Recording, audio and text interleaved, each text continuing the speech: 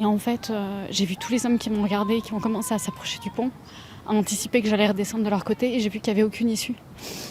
Et instinct de survie, en fait, j'ai fait demi-tour aussi vite que possible.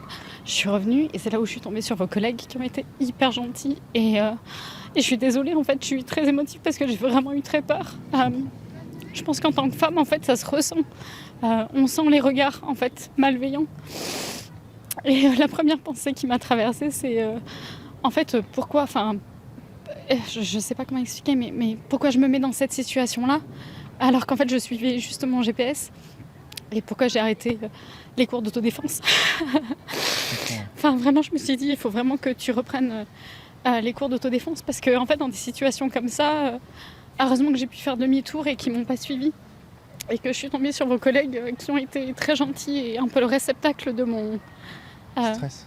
J'ai ressenti en fait tous les hommes qui se rapprochaient du pont et qui me regardaient comme de la viande et j'ai vu tous les camés en bas qui marchaient comme des zombies et alors qu'on est dans un parc très joli, que ça se passait très bien jusque-là. Et en fait, sur le chemin où je suis un peu redescendue, je me suis dit en fait, ce que vous faites, c'est très courageux.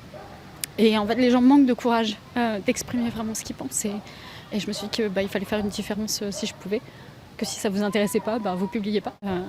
Et c'est fou parce que je leur ai expliqué, j'ai vécu à l'étranger pendant longtemps. Et je suis revenue en France il y a 8 mois, ici à Paris. Et vraiment, c'est une France que je ne reconnais pas. Il y a plusieurs endroits comme ça dans Paris où j'étais la seule blanche. Je sentais tous les regards sur moi. Et j'ai eu très peur, en fait, vraiment, où je me suis dit, j'espère qu'il n'y a personne de mal intentionné. Je vais me faire toute petite, je vais essayer de disparaître quand je marche dans la rue. Parce que je me suis dit, en fait, si on m'attaque, je ne peux rien faire.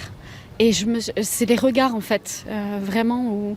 Et comme je disais à vos collègues aussi, j'ai des amis qui m'ont dit, des quartiers où quand je sortais quand j'étais jeune, où, ok, il fallait faire attention, mais en fait, ça allait.